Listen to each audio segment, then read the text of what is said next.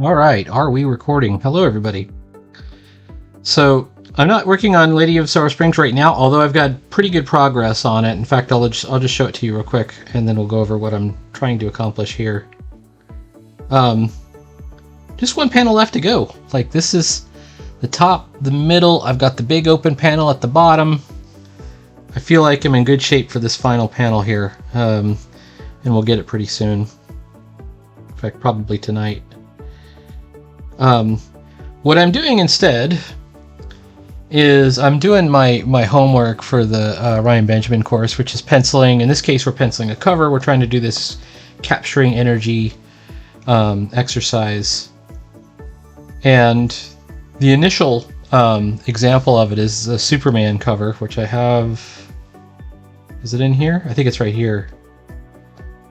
So I did this one right here. I think this is the actual drawing, and then this is the sort of the trying to capture the energy and doing the dark stuff. So I'm going to add some of these details and things on here. Penciling is not inking, and that's what makes it a little bit alien to me. Because I'm kind of a solo cartoonist, I often I do a penciled rough where I don't go into too heavy detail at all, because I'm not handing this off to anybody. I'm just going to ink it myself at some point. But in this class, at least, we're being asked to kind of do some kind of finished pencils. And so the cover I picked is the cover of, I think this is Creeper number 1. I believe this is Creeper number 1, or Beware the Creeper number 1. And it's not a trace in this case. I actually redrew the entire thing, and you can especially tell because my figure looks different. It's a different pose, different face. I did keep bits of it, you know. Same thing with my Menace over here is a little bit different.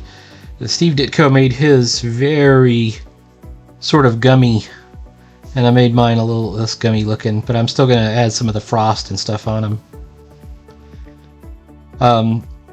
I'd like to bring it closer to kind of a finished pencil's look. Whoops. And I just realized why I can't. There we go.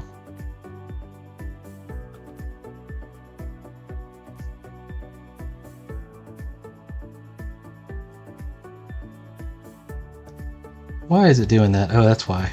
Okay.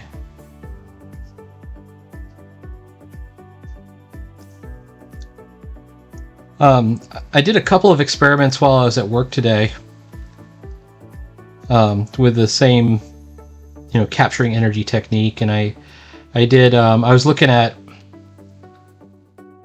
I did a Kamandi cover, and I did a Fantastic Four partial cover. Like I did, there was I think it's Fantastic Four 59, where it's got Black Bolt on there. And I just did the Black Bolt figure. I didn't do any of the other figures, so I didn't do the full cover at all. But I thought it was cool. I think this is a cool technique to learn. Ditko is in my top 3 artists. Whoops. And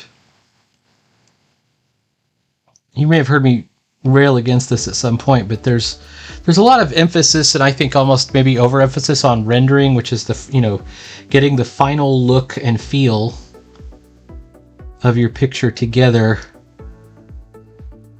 in the art before it gets passed to somebody who's going to be an embellisher, an inker, to do things. Because I am also the inker, I don't seem to care, or I don't feel as if I care as much about rendering in the pencils. I think that the lines that matter, the lines that are going to be important, are the ones that are left in ink.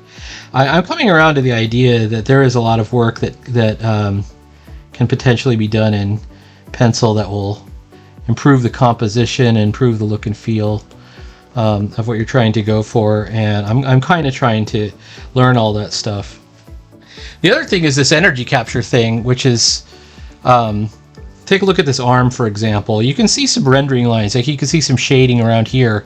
And I do not have those lines at all. I'm actually using this technique. I use kind of, I don't know if you can see it, but kind of like a side, like if you were to shade with the side of your lid or something like that. But if you look at, like, say, Jack Kirby, it's a little bit more apparent what's going on. You're trying to capture the feel of action, also the texture, also the lighting, and maybe light sliding over the form.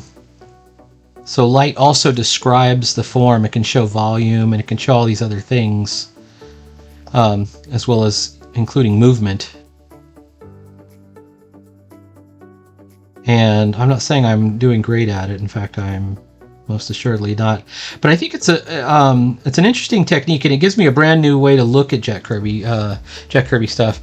He has this sort of mysterious inking technique that I've just always called the Kirby squiggle, right? Usually, you might see it on Captain America's uniform or on Devil Dinosaur. You'd see this ink squiggle that's going down it. Well, that's meant to be energy, I think, is the way I'm now understanding it. I've always liked that effect. I didn't know really what it was, but I liked it.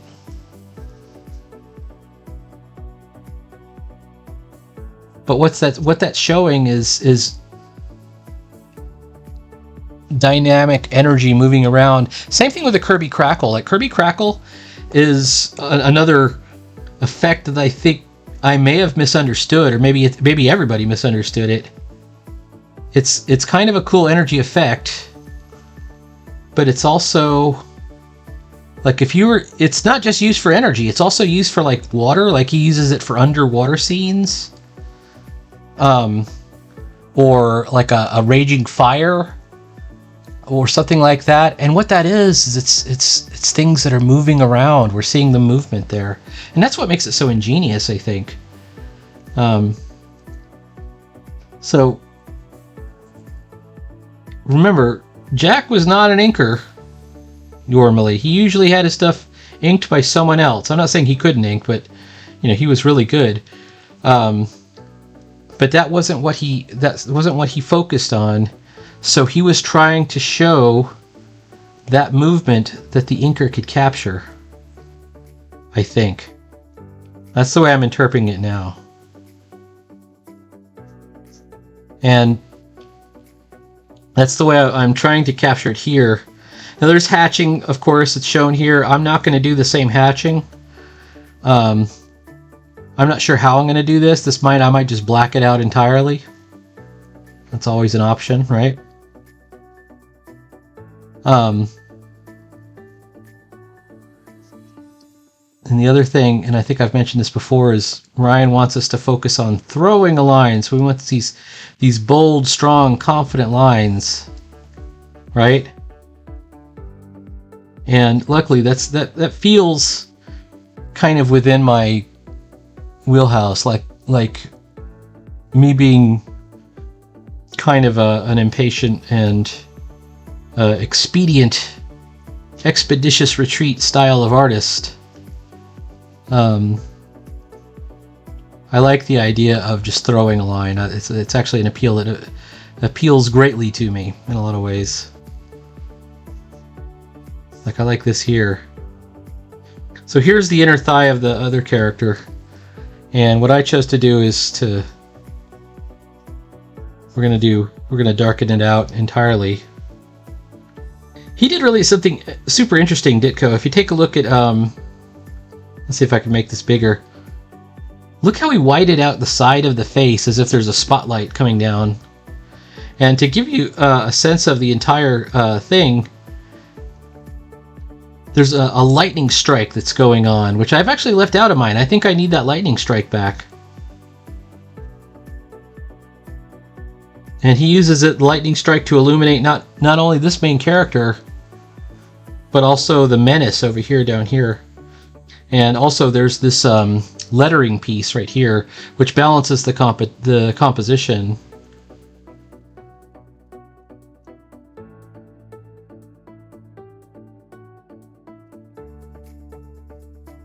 And I'm trying to make my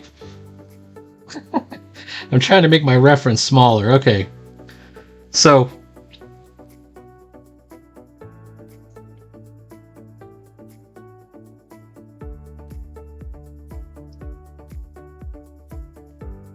that's just what I'm focusing on at this point.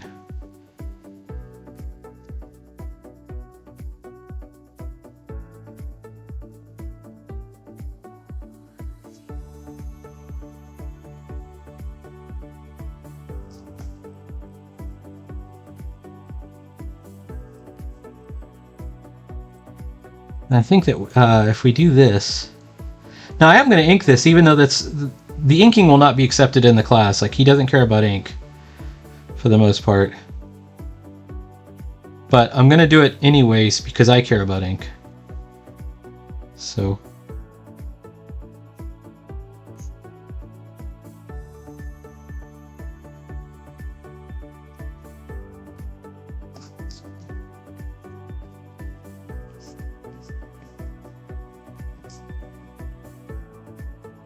this fur ruff that's around Creeper's shoulders here, that's a texture, right? It's got to be furry. And I actually kind of imagine it's taken from a costume shop in the origin story. So I almost imagine as this kind of synthetic Muppety looking material. Kind of a really fluffy material. Also, I want to capture this lightning strike now. I'm looking at, where would I put it? I think we need to put it in between here. Let's open that reference one more time. The lightning strike, looks like Ditko kind of put it where he could on both sides of Creeper here, but I think it needs to go back behind him. And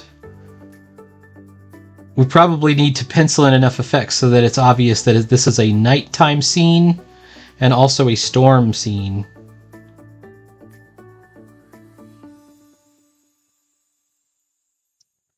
Which, now I'm regretting even shutting that down, because like, how did he do that?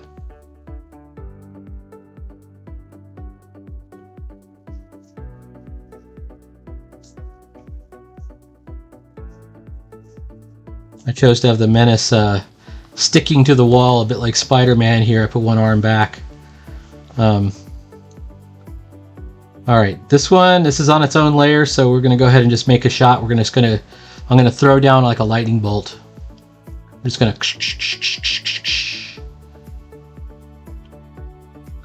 And then maybe...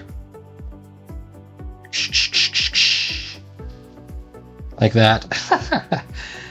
I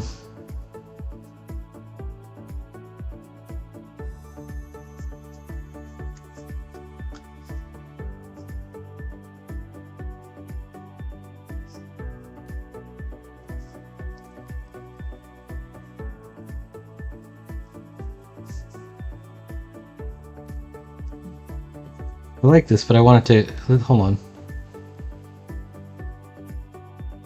That feels Lightning-esque. Lightning McQueen, right?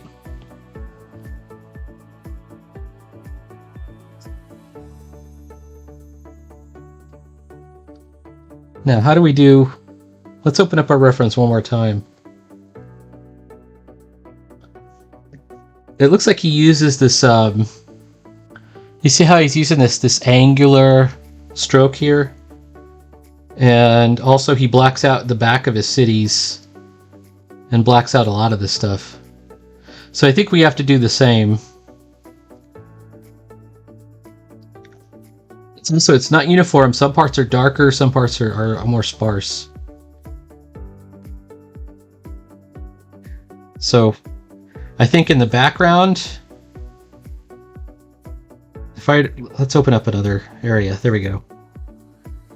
I'm going to reduce the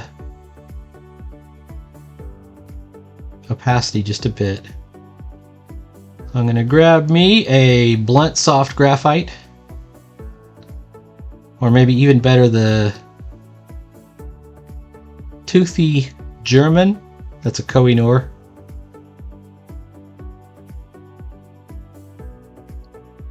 And just looking at the possibilities here. Okay.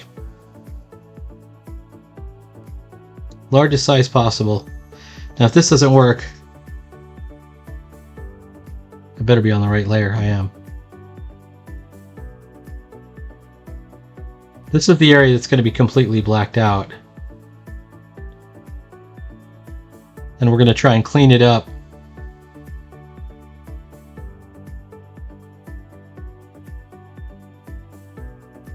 with eraser.